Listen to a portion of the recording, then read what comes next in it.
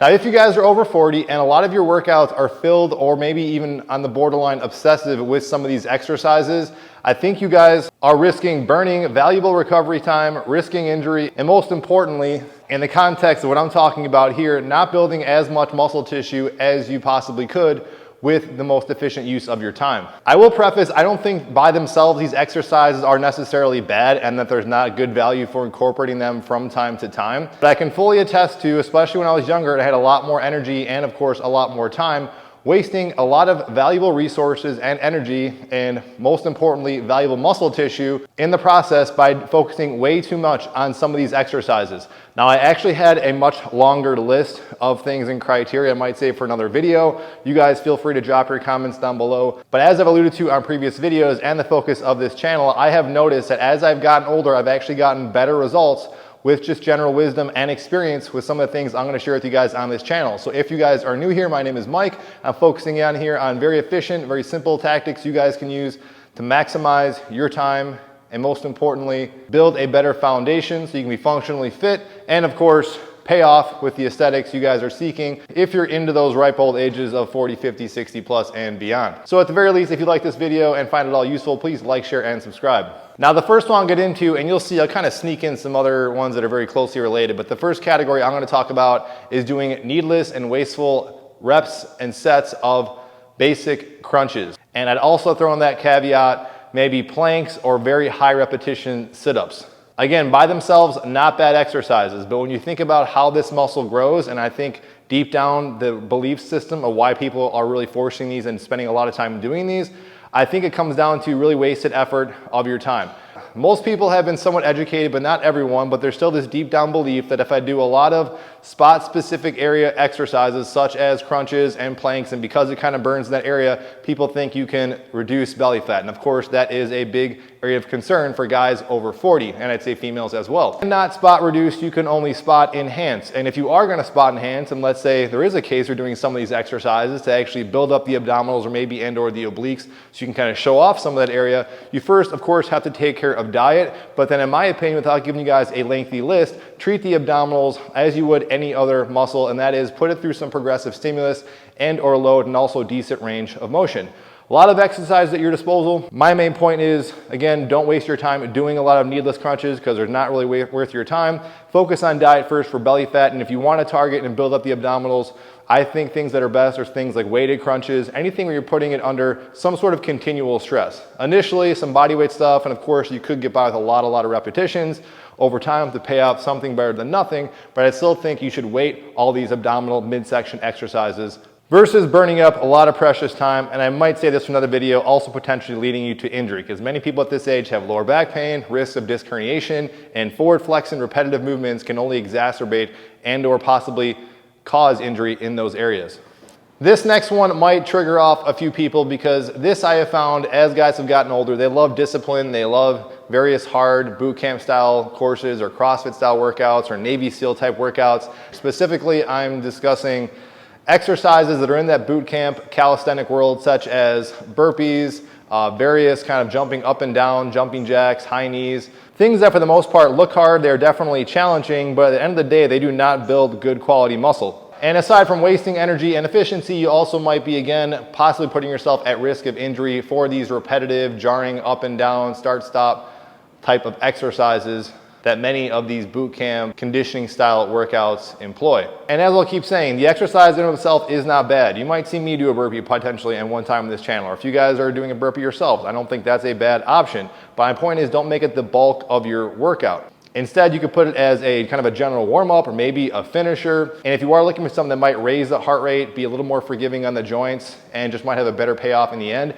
you can consider things that are more kind of harder, more higher intensity finishers. These could be things like a fan or air bike. It could be just sprinting up a hill or doing a general sprint for a short period of time. Farmer's walks, step ups, Or even I have found people just put on a loaded heavy weight vest, and instead of going really ballistic on the burpees, they can kind of go at a slower pace, going up and down at kind of a gradual tick like that. In and of itself, again, not a bad exercise. Following up on kind of a related note here, I'm gonna jump in and lump in things that I've already touched on a little bit on this channel, and that is really more dynamic, power-based moves and exercises, such as kettlebell swings, kettlebell cleans, barbell cleans, and maybe to a certain extent, even some dumbbell cleans and or snatches of the like. I'm just talking very explosive, fast, dynamic exercise.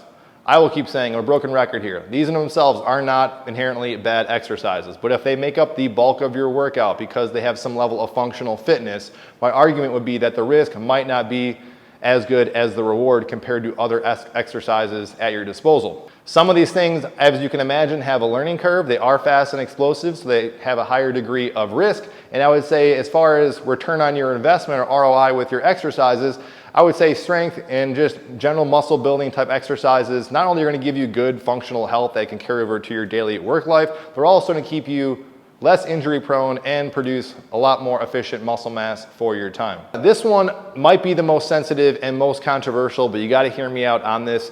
This is not something personally that I never really cared too much about, but I know for a lot of guys in particular, especially guys that are just getting started in the 40s, because I hear and talk to many of them, this is one metric that they love to kind of set and break PRs with. And I'm talking about strict pull-ups. And I'll even put into a certain caveat, strict, say, overhead presses or shoulder presses, but I really want to hone in on the pull-ups here. Nothing is wrong with a pull-up. Great, awesome exercise. And I'll even venture to say the chin-up might even be a little more superior and better for most people and guys over 40.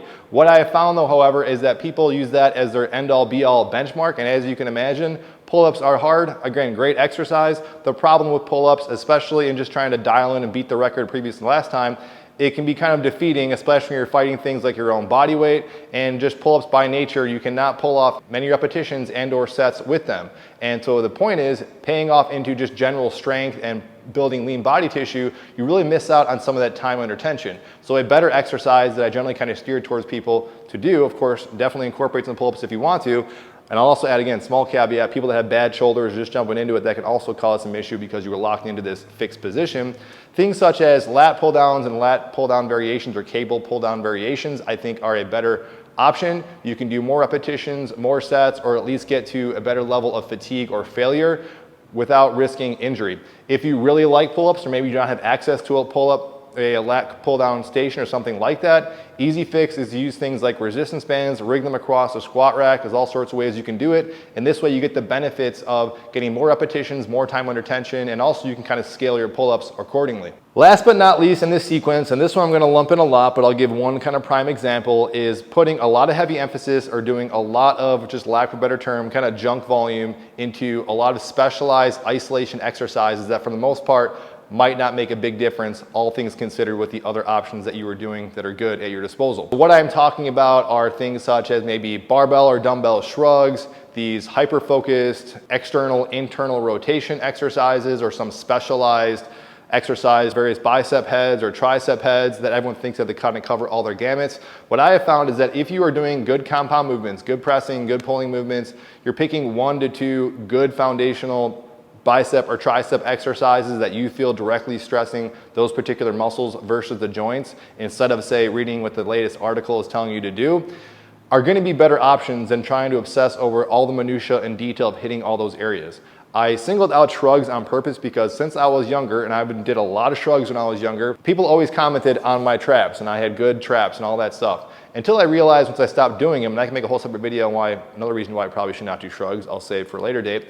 But the thing with shrugs, a lot of it is genetic, but I wouldn't say necessarily genetic because it's just kind of like lower shoulders. My mom has lower shoulders. If you look at it, it looks like she has giant traps. So it's just the way my kind of shoulders are set with my neck and my head that I think when I'm doing things that are just basic pulling exercises, I'm going to be working my traps inadvertently. So when I stopped doing things like really heavy shrugs or spending half a day on shoulders back in my youth, my body part split days of doing reps and reps and reps and heavy weight with shrugs, not only again was I potentially wasting energy, but also I felt a lot of neck pain, strain, and I think I was causing some issues. But end of the day, I did not see any big development in my traps. If anything, I felt like my traps are better now for a number of reasons.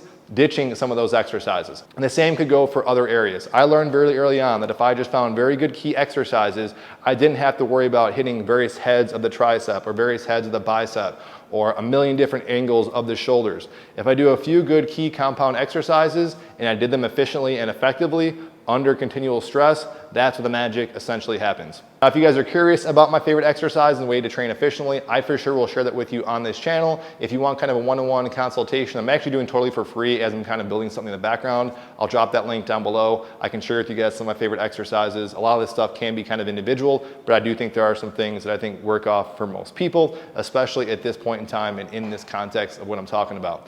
Thank you guys for watching. Hopefully this was informative. Please share this video if you guys like it, and I will see you on the next video.